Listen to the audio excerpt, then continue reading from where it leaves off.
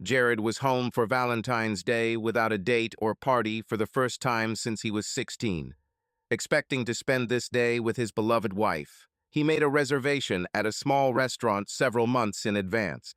However, the reservation was respected as his wife was there, but today she was there with someone else, and he took her there himself. Lisa was a good wife to Jared. Attentive, respectful, joyful, and hardworking, these were the qualities that described this woman with a beautiful body, who for some reason married Jared. She even seemed to love Jared. Jared considered himself lucky. He met Lisa at a local college at a Valentine's event. Jared was quite handsome in his usual way. He dated girls, but until Lisa, he never found the one with whom he wanted to spend the rest of his life. Lisa came to the event with friends. Until last Christmas, she was dating a guy she went to school with. As Jared later learned, everyone thought they were a perfect match and expected Lisa and Russell to stay together through college and then get married. But Russell went to a prestigious university on the East Coast, and Lisa could only attend a local college. The distance was difficult, but they kept in touch through text messages and cell phone conversations. They dated during the holidays when Russell was home, spring break, and most of the summer after his freshman year of college. The relationship began to cool during his sophomore year as Russell got an internship and had to study hard to maintain his grades. He stayed at the university for Thanksgiving. Moreover, Russell began to answer messages and calls less often than before. Russell did spend more time with new friends in college of both genders, and due to social commitments, school, and internships, he did not have time to give Lisa as much attention and effort as before. For her part, Lisa became increasingly irritated and suspicious. After all, Jared was handsome, smart, and charismatic. Lisa suspected that Jared was less faithful than she expected him to be. The turning point was the Christmas holidays. Russell did come home for the holidays and spend time with Lisa, but a lot of his time was spent helping his parents get the house ready for Christmas and hanging out with friends. Lisa was now suspicious of Russell, and her anxiety began to cloud their relationship. Lisa was especially upset that Jared chose to go skiing in Vermont with a group from his school the week between Christmas and New Year's. Lisa could not go because she did not know how to ski and could not afford the trip, in addition to other family responsibilities at the time. However, thanks to Twitter and Facebook, Lisa was able to follow Jared's adventures during this trip, and some of the photos clearly didn't show Jared at his best. In fact, Jared maintained his honor, but his composure ended there. Lisa was shown numerous photographs of Jared in situations that clearly hinted at his infidelity on the trip. Lisa still loved Russell, but decided it was better to suffer now than later and chose the former. Don't tell me there's nothing going on. I see the photos are just the tip of the iceberg. I won't be in a relationship with a cheater. We're done. Then she stopped all contact with him. Lisa started dating others and met Jared at a Valentine's event. Jared was scruffier looking than Russell, but had that boyish charm and tough look that attracted several of the college girls. They met in line for beer and struck up a conversation that ended with Lisa giving Jared her number and agreeing to go on a date. They started dating casually. Jared quickly fell in love, but Lisa didn't want to jump from one relationship to another and deliberately dated other guys. Jared understood her hesitancy, but he wanted Lisa. Despite some disappointment and jealousy over her dating others, Jared relentlessly continued his advances. Lisa became the center of his world, even if she was not always by his side.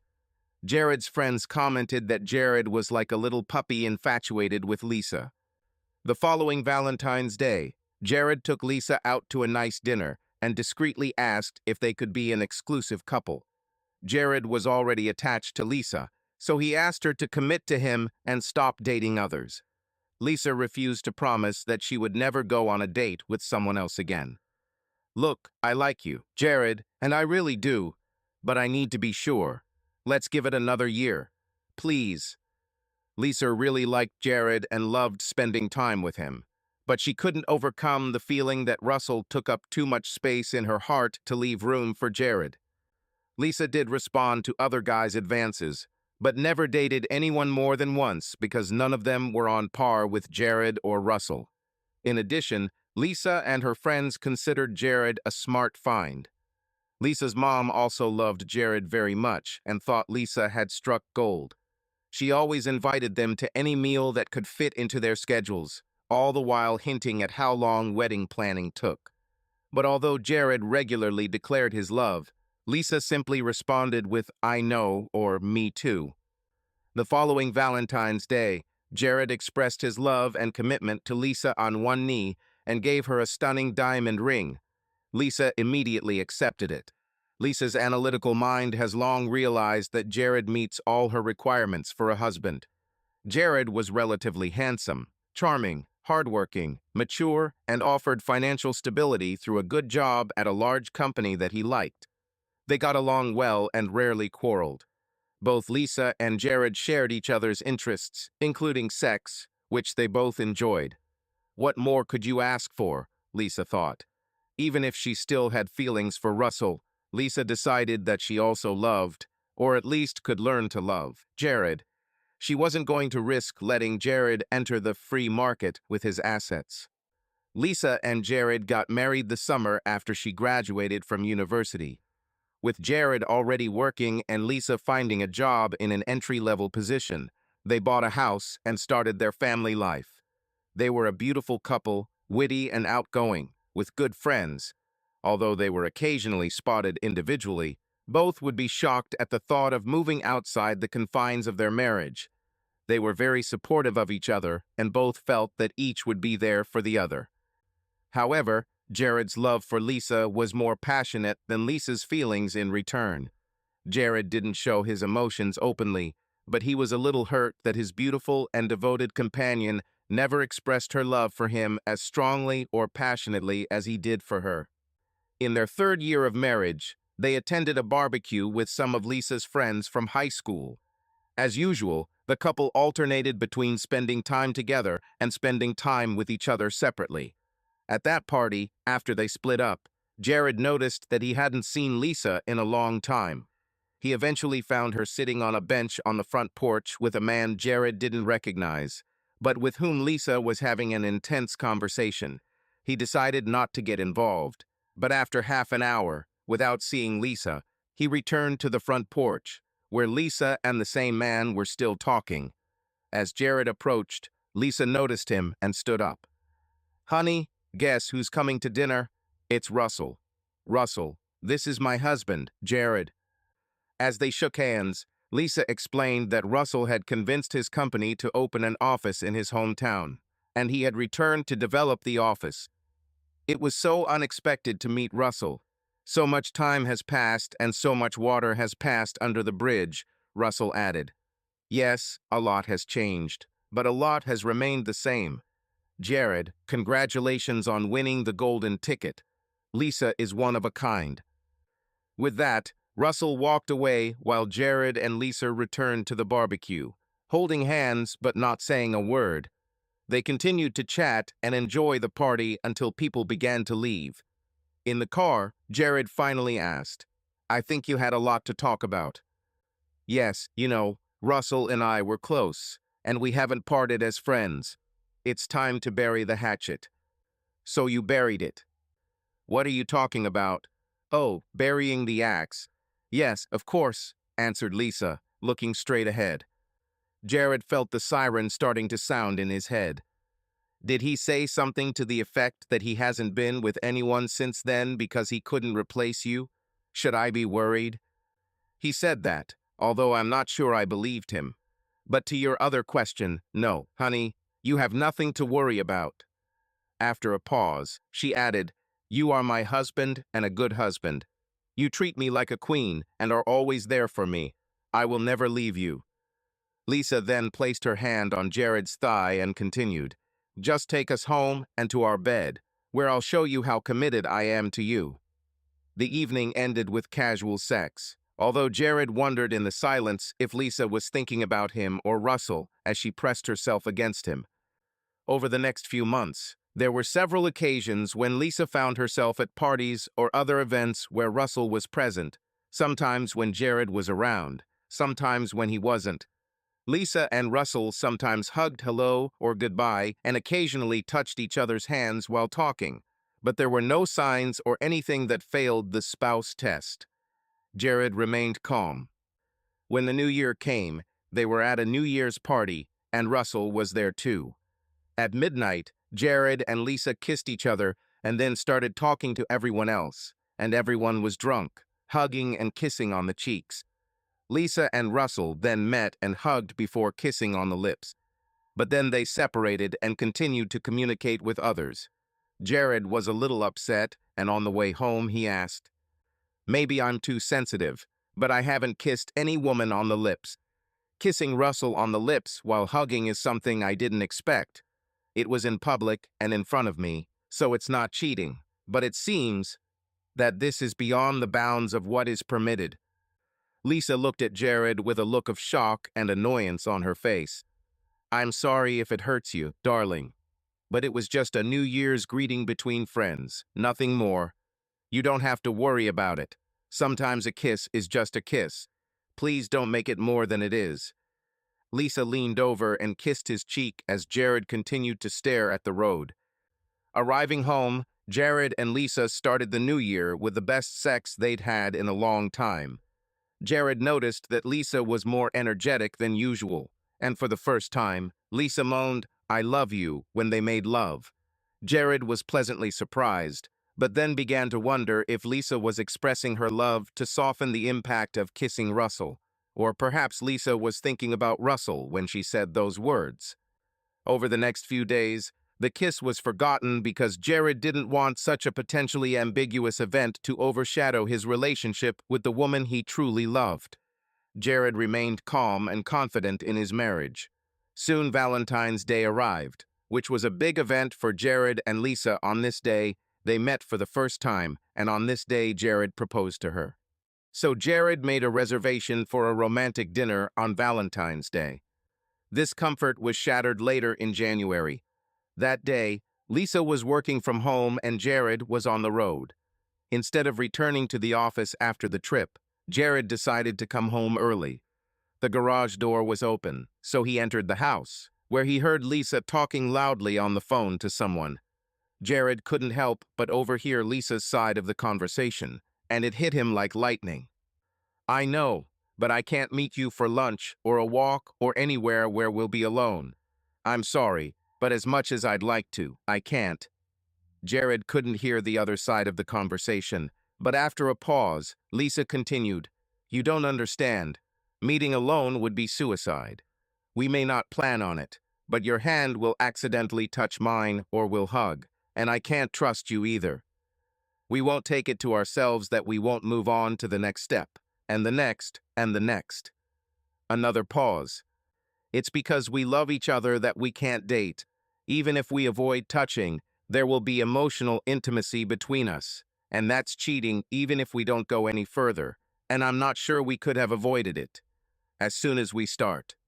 Brief pause.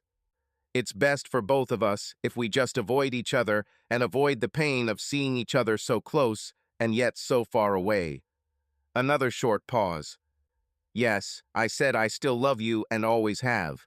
I'm so sorry I broke us up, but I did, and I found Jared. He's a good man, and he was and will always be there for me. He truly and absolutely loves me and tells me that I am his life. He trusts me completely. I could never hurt him by leaving him or cheating, and the only way I can avoid hurting him is by avoiding staying alone with you like it's a plague." Pause. "I don't care what words you use. Any private meetings with you will be dates, no matter how much you try to avoid that word. I promised myself to my husband, and I can't date you." Pause. "I know I didn't say I love Jared, but it doesn't matter anymore if I love him or love you more than him. I told you before, he's a really good man who loves me completely. He's committed to me. He doesn't deserve a cheating wife, and I could never break the promises I made to God and our families." Pause. "We will still be friends and can see each other when other people are around. You will always have a place in my heart, And I sincerely hope that you find a woman who can love you without the baggage that I would bring. But it has to end like this. I'm sorry. Jared heard Lisa sob quietly. He quietly left the house and then returned noisily. Jared dropped his laptop bag in the office where Lisa was still sitting. Lisa stood up and greeted Jared with a warm kiss and hug. I didn't hear the car pull up. My mind was somewhere else. But I'm just glad to see you home. Lisa tried to pull away, but Jared continued to hold her in his arms. He could see a little red in her eyes. I love you so much, my dear. I know you love me, darling, and I appreciate everything you do for me. Now let me start cooking dinner, she replied and headed to the kitchen. The rest of the evening went as usual, and after dinner Jared and Lisa settled down to watch the show. During a break between episodes, Lisa turned her head to Jared and asked, Honey, can we talk about whether I should stop taking the pills? I know you want a family, and maybe we shouldn't drag this out too much because we'll never know what can happen. She then looked into my eyes and laughed. I really want everyone to see me with your baby in me. Then she gave me a deep kiss. Jared kissed her back because his love for her had never been stronger. He wondered, given what he'd heard earlier, whether Lisa thought pregnancy was a way she could block out Russell and her feelings for him. When Jared broke the kiss, he stroked the side of Lisa's face and asked, Will you love children the same way you love me? Lisa was shocked. What question is that? Of course I will love our children. I don't understand what made you say that. Looking into her eyes, he said, When I came home, I told you I loved you. Remember, you said, I know you do, and then turned to the kitchen. Lisa's eyes restlessly moved from his eyes to the floor. Jared continued, When was the last time you told me you loved me, darling, other than New Year's? I don't remember. Do you remember? Now Lisa looked at Jared with horror, or at least with great stress. Darling, how can you even ask such a question? You are my husband and my best friend. I love being with you and I want to have your children. My greatest dream is to grow old with you until death do us part. Why are you asking these questions? Why? You just expressed some wonderful thoughts, including that you love being with me, but I still haven't heard that you really love me. Why is this so hard? Sorry, but I'm a little confused by your questions, she replied, looking into his eyes. After a short pause, she continued, Yes, darling, I love you, and please never doubt our love again. But she looked down as she spoke the words, only to meet his gaze again as she continued, Darling, we are one, and we will always be here for each other. Then she smiled, Until you let me go. The next 2 weeks reflected the internal struggle that Lisa and Jared were experiencing. Lisa did everything she could to convince Jared of her love. She bought several new outfits from Victoria's Secret and became more active and perhaps even desperate in bed. But there were times when Jared saw that Lisa's thoughts were somewhere else, not connected with him or her surroundings. Jared saw her loving behavior as an attempt to banish Russell from her mind and prove to herself that she truly loved Jared and not Russell. One evening, while Jared was working in the yard, he had to go into the house. Then he heard Lisa again in a telephone conversation, which he soon realized was with her mother. Then everything came out again. No, Mom, I think Russell has accepted the situation. He hasn't tried to contact me since we talked, and I'm definitely not going to contact him. Pause. I know you like Jared, and rest assured that I'm committed to Jared. I just need to sort out my feelings for Russell. It's not easy. They're stubborn and unwavering. I think about Russell all the time, and sometimes it's hard to keep it under control. Pause. I don't know how I can get over my love for him. I seriously think that maybe getting pregnant with Jared will force Russell out of my head. I mentioned to Jared that we should start. I want Jared's baby, and if it frees me from Russell, so much the better. Pause. Yes, Mom, we have to be very careful to never let Jared know that I love Russell. It would kill Jared, and it would kill me because I would hurt him. Pause. Sure, keeping a secret from Jared hurts, but it only hurts me. and I would never let anyone or anything hurt Jared. Jared is about to come home, so I need to go. Bye, Mom. Jared was absolutely in love with Lisa. She walked on water, but now Jared's view of Lisa has reached a new height in light of her decision to sacrifice Russell to avoid hurting him. Jared wondered what to do. Lisa shouldn't be blamed for Russell entering her heart. Russell was there before I showed up. She's trying desperately to stay true to me and our marriage and trying not to hurt me. But she clearly loves Russell, not me. Lisa is wonderful, and she deserves to be happy. Lisa cannot be completely happy with me. Her true happiness can only be with Russell. If I really love Lisa, and I do, the only thing that matters is Lisa's happiness. Nobody loves without pain. Jared couldn't let Lisa suffer, and he couldn't live in a marriage based on pity or obligation anyway. If he loved Lisa, he had to act, and there was only one choice. The next day, Jared scheduled a meeting with a legal friend, during which he asked him to prepare a divorce petition with standard terms and division of assets. Valentine's Day was fast approaching, and Jared couldn't help but think that it was right and proper to show his extreme love for Lisa on this day. The week before Valentine's Day, Jared couldn't make love to Lisa. In his mind, she no longer belonged to him, but belonged to Russell. Now he considered sex with Lisa to be treason. It might be crazy, but Jared wanted Lisa to leave him as the pure goddess he imagined her to be. On Valentine's Day, Jared came home from work to pick Lisa up for dinner. He was amazed at how sensually but tastefully Lisa dressed. It was a burgundy dress with a lace top that ended above the knees, black stockings, and matching 4-inch heels. Lisa laughed as she turned to him, hinting that he had noticed the outline of her garter belt. She was great. "You did a great job," he said, trying to hide the jealousy he now felt. "Aren't you worth it, darling?" she answered.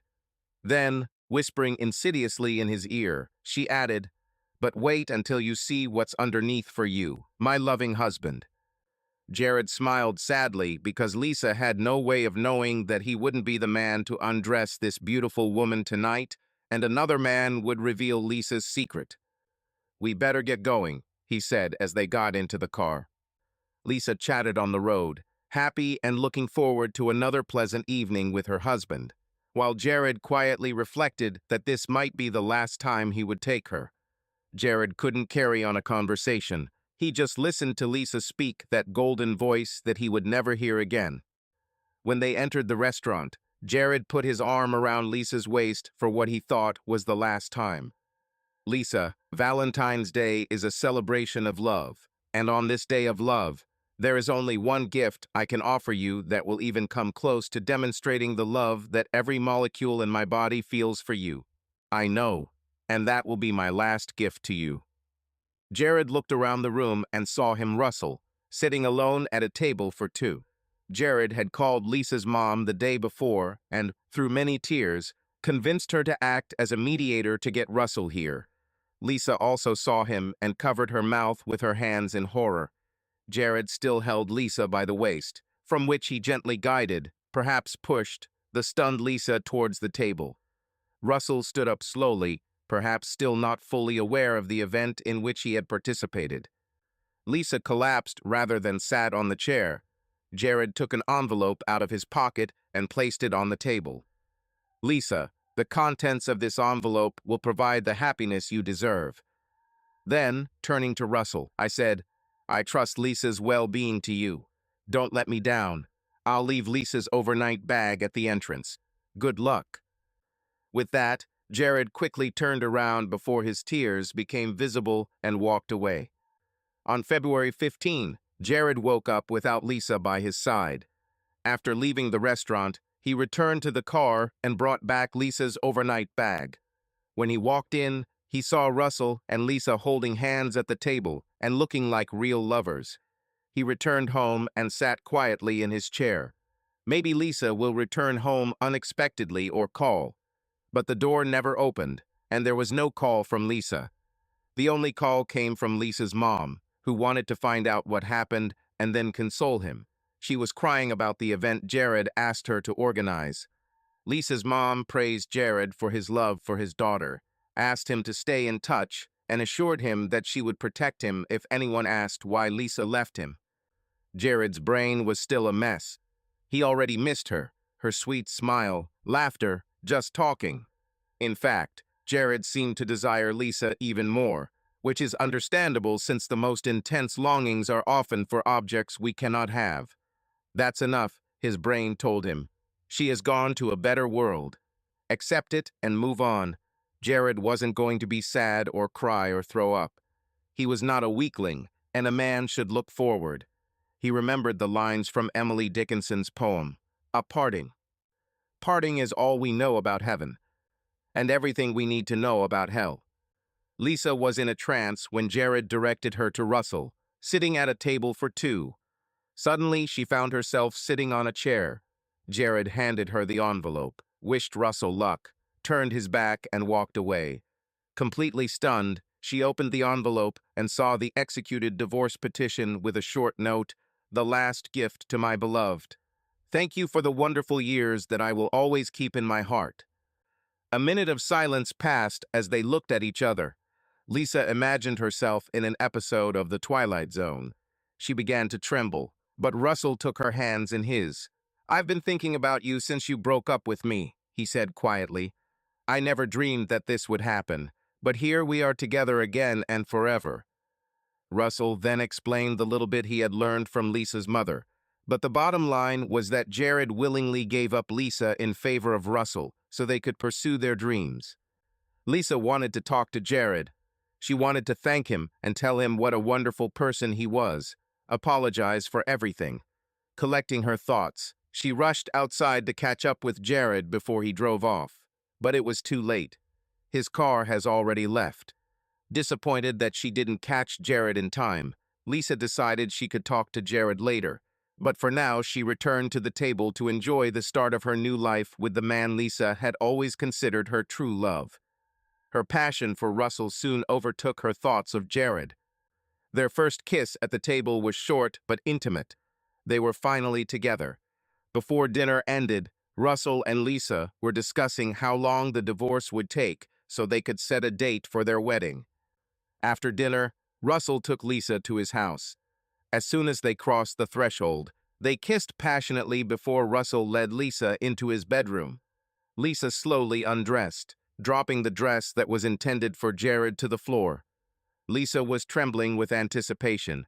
It was something she wanted and perhaps needed, and as she thought about her and Russell having sex, she had the satisfaction of knowing that she was right not to trust herself to be alone with Russell.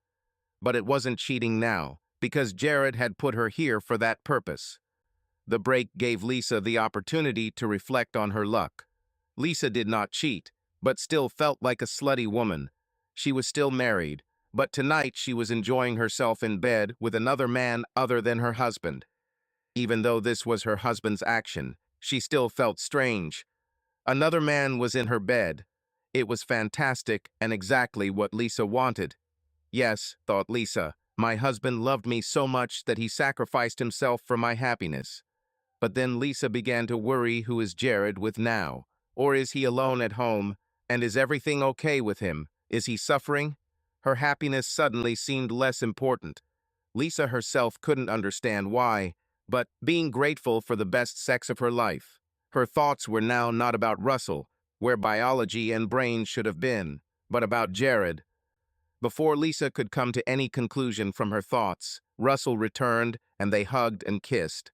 But no more words were spoken other than "that was great" and "you were great." There were no pillow talks about feelings and life like there would have been with Jared. Russell quickly fell asleep, but Lisa could not. She must have been on cloud nine, and the sex was divine. However, Lisa's body was still not in place. Everything happened so quickly. 1 minute she was getting dressed up for Jared, and a few hours later she was getting naked for Russell and enjoying great sex with him. She was ecstatic and satisfied while she tried to concentrate on her future with Russell, but she still felt like something was wrong. Jared's actions overwhelmed Lisa's thoughts. What made Jared sacrifice himself and give me the freedom to be with Russell? I dreamed about it, but I never asked for it. Lisa's mind was full of internal debate between two parts of her consciousness. What have you done? She thought, still trying to understand how this Valentine's Day had changed her life. You feel guilty, girl, because you're a cheater. But the other part of Lisa's brain responded, I'm not guilty and I'm not a traitor because Jared arranged this. And then she thought, how can you not be guilty if Jared only did this because he found out about your passion for Russell? You are guilty. And you cheated, at least emotionally. Lisa was still wondering how Jared was feeling. He shouldn't be alone on a day like this, but he will be alone because he is a good person and will not want to burden others with his sadness. Maybe he went to his brother. Oh my God, do I have Natalie's phone number? I should call her and make sure they get in touch with Jared if he doesn't get in touch himself. Jared was such a good person that he shouldn't have been alone when he must have been suffering. Even worse, Lisa's subconscious was remembering how she made love to Jared. Lisa's brain synapses replayed memories of Jared and compared him to Russell. Lisa tried to banish thoughts of Jared and think only of Russell, but it was a losing battle. Lisa was clearly thinking about how much Jared loved her. Russell had given her better sex that first night than Jared had ever had, but still Lisa's brain was reproducing Jared's body heat. Lisa, in her conscious state, decided that she was simply used to Jared. Russell was her life now, and she was sure that it might take one more day with Russell to forever leave Jared as a sweet but distant memory of the wonderful man who had helped her in her previous life. Russell, Lisa tried to convince herself, was now her true husband. These thoughts continued to play in her mind until fatigue finally overcame her mind and she fell asleep. When Lisa woke up on Saturday morning, Lisa's first thought was that there was a stranger in her bed. Where's Jared? She remembered. Then she remembered. Of course, she's the love of my life, Russell. But as she reached for him, the rays of the morning sun met the diamond on her engagement ring and reflected off the gold of her wedding ring. Lisa froze. Her thoughts about last night resurfaced. Her other brain reminded her. Remember how people asked how he could afford such an amazing ring? And then the other brain remembered Jared's answer. The price is nothing compared to the joy of seeing you in him for the rest of his life. She tried to take them off, but couldn't, so she rushed to the bathroom to use soap to remove the rings from her fingers. These rings are so beautiful, just like our marriage. Lisa carefully placed the rings in her purse and made a mental note that she needed to return the rings to Jared and ask him to find someone who deserved them more than her. Her thoughts were interrupted by the sound of Russell waking up. Jared will have to wait. Lisa had to make up for the years of Russell's absence. Jared also woke up this Saturday morning without Lisa by his side. Lisa didn't come and didn't call. Jared grabbed the yogurt and then drove to his office, which was empty on a Saturday. Jared needed solitude. The combination of solitude in the office and monotonous research helped to avoid thoughts about his changed life. He called his brother and invited himself to dinner that evening. He had a good relationship with his brother and his wife, Natalie. She was smart and successful in her profession, but also arrogant. Many, including her family, considered her rude and difficult to get along with. But Natalie got along with her son-in-law, and she and Lisa accepted each other like sisters, although they were not close friends. Jared told his brother and Natalie what happened. They listened to him and said all the expected phrases. Natalie challenged Jared for letting her go to Russell so quickly and not fighting for Lisa if he loved her so much. What do you think is going on in Lisa's head right now, dear son-in-law? Natalie asked, and then answered her own question. I imagine that she feels that you abandoned her. If I were in her place, I would be hurt. Jared understood Natalie's point, but it was done. If Lisa is in pain, she will soon get over it because it was meant to end this way. She will eventually relegate me to a distant memory, hopefully a pleasant one. They talked a little more before Jared headed home to spend another quiet night in the empty house. On Sunday morning, Jared picked up the Sunday newspaper. Lisa and he always enjoyed Sunday mornings with a cup of coffee, a bagel or a muffin, sitting next to each other and doing the crossword puzzle in the newspaper. He tried to do the same alone, but the coffee seemed bitter. He didn't buy bagels or cupcakes because there was no one he could share them with. Solving a crossword puzzle was no longer fun without the jokes and touches that accompanied solving the riddles. His feelings were a mess, but there was a feeling of completeness and completeness. Lisa was ready to sacrifice her happiness with Russell so as not to betray him. She gave up Russell for him, even though it was clear that she loved Russell, not him.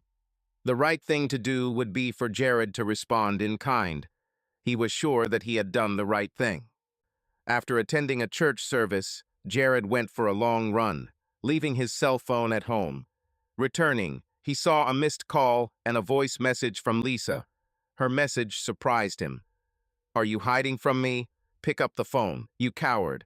How could you leave your wife like that? I was a good wife, and you had no right to throw me out. I'm not your thing to be passed between you and Russell. I'm not stupid. You just want to be with someone else. Go find some slut. I don't care, because she will never love you like I did. You are not a real man. Live your damn life. And I am no more.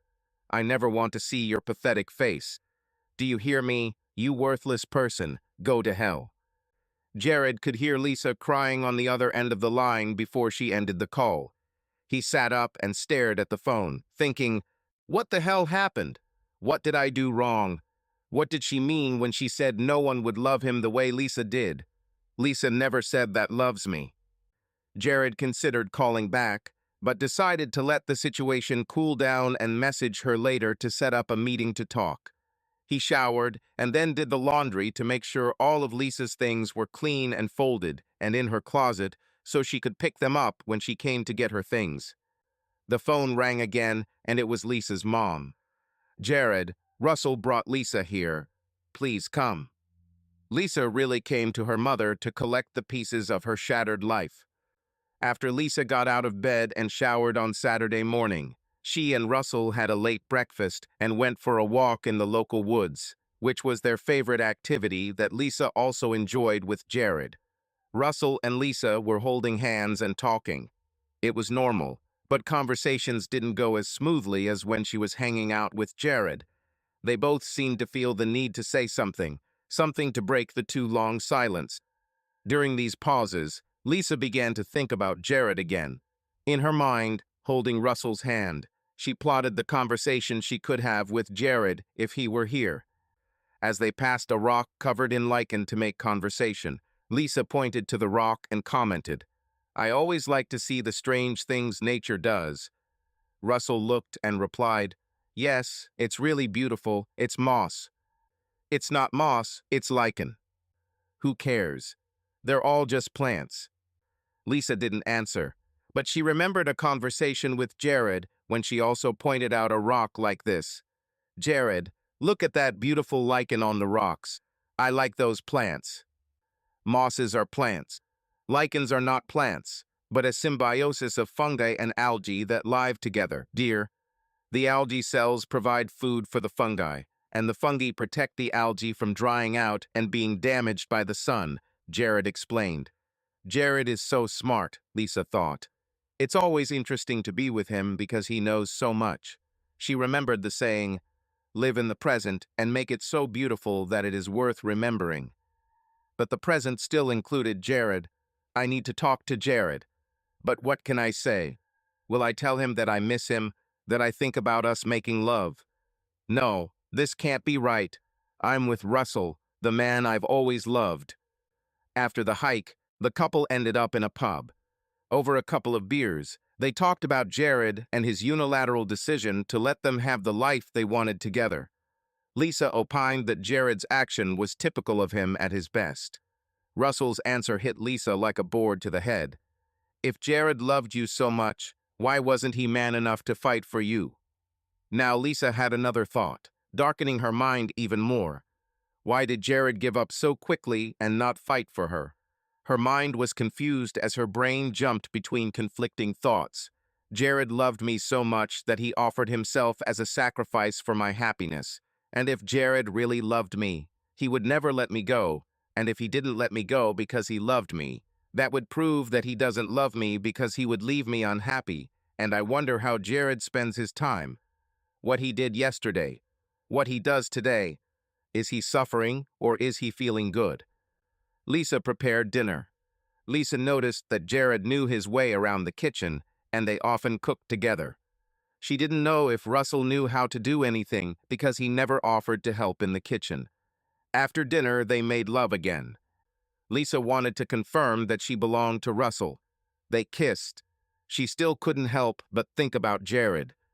She was confused by her feelings. She should have been delighted. She was supposed to be with Russell. She had always loved Russell, and it was only her stupidity that led to their separation. But then why was she so stuck on Jared and how happy and fulfilled he made her? Lisa opened her eyes and stared into Russell's eyes, trying to banish images of Jared. She began to think about her future life with Russell. We will have a blissful marriage. We'll have a family, and Russell will be just as good a father as Jared was. Lisa's eyes widened. Wait, did I see Russell as a father figure just like Jared? As she continued to tell herself that she should be with Russell, Lisa tried to remember all the ways that Russell was better than Jared and why she should choose Russell. But when Lisa thought about it, she couldn't find anything that made Russell better than what they had in bed. But these gave her instant gratification, but ultimately less satisfaction and happiness than she experienced with Jared. Somehow, Jared kept interfering with Lisa's attempts to convince herself that she loved Russell. Lisa also remembered that she never thought about Russell when she made love to Jared. But Jared became a permanent fixture in her thoughts when she was with Russell, and he never left. That night, Lisa dreamed not about Russell, but about Jared. These were vivid dreams of Jared making love to her in their bed, and then being surrounded by hundreds of people cheering for them. Lisa's thoughts then went back to how Jared was feeling. Jared must have suffered, perhaps even physically, after he took her to the restaurant. She had caused that pain, and now Lisa was suffering from the thought that she was the cause of Jared's pain. Reality collided with fantasy, and fantasy lost, and badly. However, she was with Russell, and when Russell woke up, they were having sex again. But Lisa didn't feel anything anymore. She had no desire to hug Russell or wrap her legs around his torso. She was no longer making love to Russell, but was just a sex object, and she felt not real. Russell went to take a shower. He didn't suggest they shower together, which Jared would have done. In fact, Jared would help her with her hair and wash her body, kissing the back of her head tenderly. Lisa went down to the kitchen. She was disappointed. Why didn't Jared make coffee like he always did? Oh yeah, he's not here. Then, doubling her disappointment, Lisa remembered that Jared hadn't brought bagels or cupcakes. After she made coffee, she went outside, but did not see the Sunday newspaper in the entrance. She was angry about not having a newspaper and therefore no crossword puzzle. But then Lisa remembered that she didn't have Jared to do the crossword puzzle with.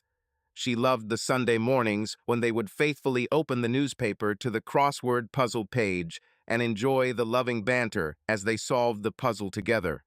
And then they went to church together to give thanks for the blessings that were in their lives. Now I can't go to our church. I can't shame Jared like that. I'll have to find another church where no one knows me and no one knows what I did to my husband. More and more, the life that Lisa enjoyed was crumbling around her. Sitting with her coffee, Lisa could no longer avoid the inevitable conclusion. She missed Jared like she never missed Russell. She wanted to be with Jared, not Russell. She constantly thought about how better life was with Jared compared to Russell. Russell was a monstrous delusion of her own making, and the first person she lied to was herself. Lisa's brain was working at its limit. Lisa knew her relationship with Russell was over. It wasn't even a difficult decision. As she later explained to her mother, "If you think of my time with Russell as a movie, my mind was on fast forward, doubling over and over again. I lived my whole life in a few hours." So why was she at Russell's house and not the house she shared with Jared? Lisa's troubled mind formed the answer that Jared had rejected her. Did he love her? If he had loved her, he would not have sent her away, but he even put things in the bag for the night, and he delivered her to Russell at the restaurant, where she was going to show off her outfit to Jared, not to Russell. Moreover, Russell was already there in the restaurant. So Jared and Russell made a deal between old friends to have Jared give her to Russell without her consent. They turned her into a piece of property. Will Russell have to give it back to Jared when he gets tired of it? Lisa was now raging internally. Jared had no right to decide who she loved or who she wanted to be with. She was not a piece of meat to be passed between men. Russell was not her lover who honestly won Lisa, but was a gift from Jared. How dare Jared make those decisions for her? All Lisa could think about was that Jared would now go and make another, more deserving woman happy. The idea began to form in Lisa's mind that Jared had not sacrificed himself for her, but rather had freed himself to find another woman who would be much more worthy of Jared than she was. But Jared belonged to her, and he had no right to be with another woman. Lisa called home and tried to reach Jared's cell phone, but only received voicemail. So she left a voicemail, which Jared later heard, completely surprised and completely confused. After expressing everything over the phone, Lisa calmed down and wondered why she called Jared and why she was so angry with her words. Now that she spent time with Russell, Lisa has accepted that Russell was an illusion. She didn't want to spend another night with him. Lisa wanted to go home and be in bed with the man she had just cursed. She saw Jared as unique. His good-natured and kind sacrifice showed how special he truly is. Lisa then got dressed and asked Russell to take her to her mother. Her mother provided details that led to the Valentine's Day dinner and Jared's sacrifice. Lisa, in turn, poured out her feelings to her mother. Lisa explained how Jared had now taken up residence in her head, and what should have been the best weekend of young Lisa's life had turned into a nightmare. Her mother had always loved Jared, so she wasn't entirely surprised by Lisa's doubts. She also understood the real reason Lisa called Jared. She did what mothers do, reminded her that it was Lisa who made the statements that Jared overheard. Lisa stated that she loves Russell and treats Jared as a responsibility. Jared, having overheard the two phone conversations, made the final sacrifice by returning her to the man Lisa had clearly stated she loved and wanted to be with. Her mother encouraged Lisa to accept that she now needed to fight for Jared. Lisa didn't reject Russell when he was proposed to. Lisa chose Russell and spent 2 nights making love to him. She needed to talk to Jared and try to save her marriage before things got worse. What makes you think you left such a terrible message for Jared? Seeing Lisa hesitate, her mother continued, "How did you really feel when you called Jared? Passionate messages like that don't just come out of nowhere." Lisa thought about the question and then answered, "Weirdly enough, I think I was angry because I was losing Jared. I had a panic attack at the thought of never being with him again." "Not crazy. You were miserable and desperate. But why did you feel such agony over losing Jared?" Lisa stared at her mother as the realization hit her. "I made a terrible mistake, didn't I? I was blind and stupid. I seriously screwed up my life. What now?" "Talk to him." "I can't. I'm ashamed. It wasn't any wrongdoing. I wanted Russell, and he gave him to me. Mom, I don't know what to do."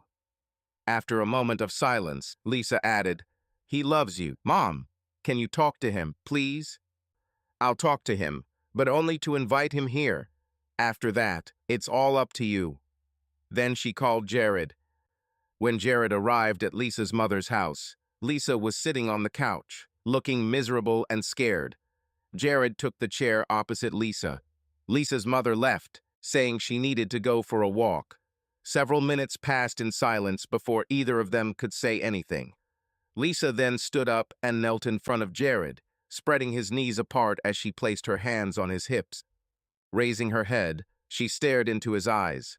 She rehearsed what she wanted to say, but her trembling mouth could not form the words. Jared saw her suffering, but also noticed that her rings were missing. Not knowing what to say, he muttered, "You look good, Lisa. Maybe a little different than the last time I saw you in that beautiful dress," he said, before realizing why he started with such stupidity. "Yes, a little different. but no one will ever see that dress or anything else I wore on Friday again. I threw away all those clothes. I bought those things for you, but then I wore them for another man, and now I can't look at them, let alone wear any of them. Why did you do that, Lisa? I knew when we left our house, even if you didn't know, that you would be wearing and taking off your outfit for Russell. I accepted it, and you didn't do anything wrong. I did something bad, and that's why I'm here. Lisa was now trying to remember the words she had formed in her mind earlier that day. It is impossible for me to fully understand the depth of love you showed for me this Valentine's Day, but this weekend was an awakening. No, my dear husband, that I love only you. I made a terrible mistake. I thought I was in love with Russell, but it was a ghost that I began to consider real because of our history and how we broke up. I was still living in the past. I didn't love Russell, but had a naive crush that turned into some kind of ideal that wasn't really true. Existed. But you are reality. You were with me all this weekend. You showed me that Russell was an illusion. Your Valentine's Day gift not only cemented your commitment to me forever, but being with Russell only cleared mine. Mind and made me realize how much you mean to me and how much I want to be with you and only you. Russell's demon is forever banished, and the thought of another man pushes me away. Please forgive me. What message did you leave me on voicemail a few hours ago? I really regret what I said. I didn't mean any of those things. Love and hate are just two sides of the same coin. I was angry because I felt like you abandoned me, that you didn't fight for me, for us. I wanted to spend the rest of my life with you, and my mind twisted your sacrifice into betrayal. I began to imagine that you wanted to get rid of me to be with another woman. I became angry because in my imagination you were abandoning me and providing. I was hurt, and I was jealous. I wanted you, but you weren't there, and what you heard was my cry, because I thought I lost you. This fear is terrible. Feeling.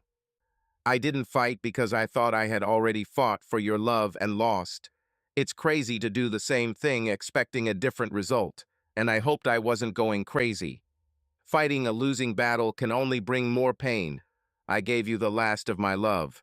I thought I clearly heard you say that you were staying with me out of obligation, and I couldn't live like that. I know, darling, and I understand. I can't say enough about how sorry I am for what I thought and what I said. I now understand that it was all my fault and my fault alone. You heard my phone conversations, and I'm so sorry you heard that.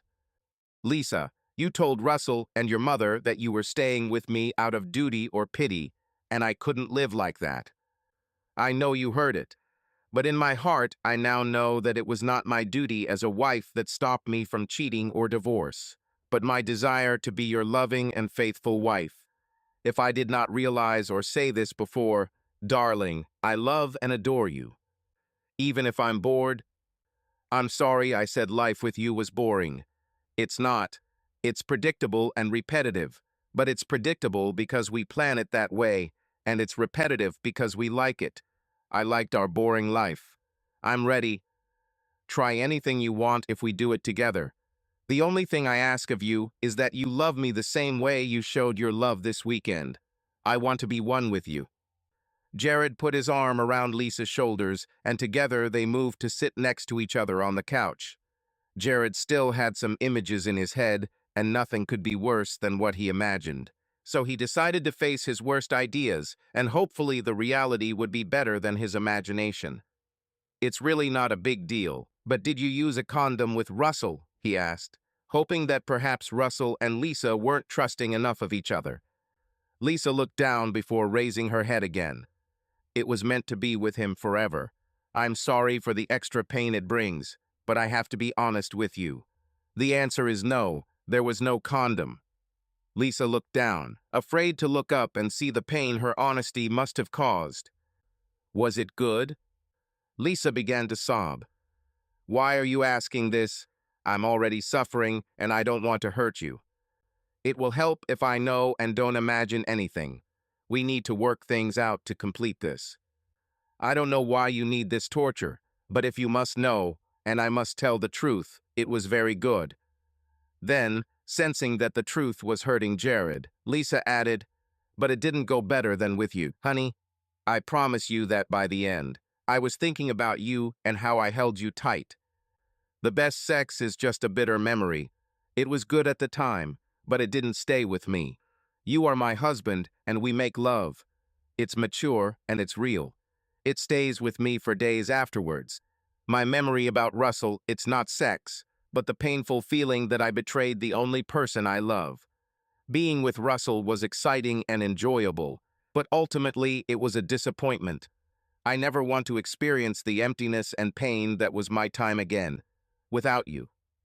How did your desire for Russell suddenly turn into such disgust? I was fascinated by Russell. We had great times. I really loved him, even after we broke up, because I didn't think I could trust him. But now I see that it was young love, where only passion matters and excitement. We're older and wiser now. I need and want more from life, and Russell couldn't give it to me but you. How can you be sure that I am the right person? How can you now say that you love me when you could never say it before? My wonderful husband, I've apologized several times, and I'll say it again. I'm so sorry for what I said and didn't say. You were a wonderful, loving boyfriend and husband. I was foolish to believe I was still in love with Russell, and I think that it created a boundary around my feelings. Russell is now gone, and I am free to see life as it is, and without the restrictions of false love. And what I see is that I always loved you, even if I couldn't. What matters most is that when I thought I lost you this weekend, it hurt, and it hurt even more to think about how I hurt you. I never want to hurt myself or you again. I know that true love is a deep longing to be with someone and no one else, and the need to give you everything I have, and these are the feelings that I have for you. Forever. Who knows, dear, what may happen? Death is the only certainty. We cannot know our future. We must play the odds, and now the chances of a wonderful life together with our children and then grandchildren are great, and the chances are that anything that would interfere with this is currently virtually non-existent. I guess we learned a lot. Jared then smiled and added, "If this weekend ended up bringing you closer to me, then maybe it was worth the gamble." Lisa smiled. "Russell has now left our marriage. There will never be another man. I will do whatever it takes to make this right with you. Anything." Anything? Be careful what you say. I was not mistaken. You gave yourself completely to me. I took everything from you, but I only gave what I liked to do or what I thought you needed. I didn't realize that I was only hurting myself by not giving completely. But now I realize that I would be much happier, giving myself completely to you, just as you gave yourself to me. You can have me anytime, anywhere, and however you want. You always ask me what I want. Now I will ask you and hope that you will tell me your true desires."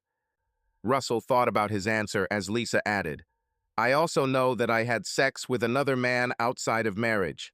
That's a fact, and it doesn't matter that you brought me to him.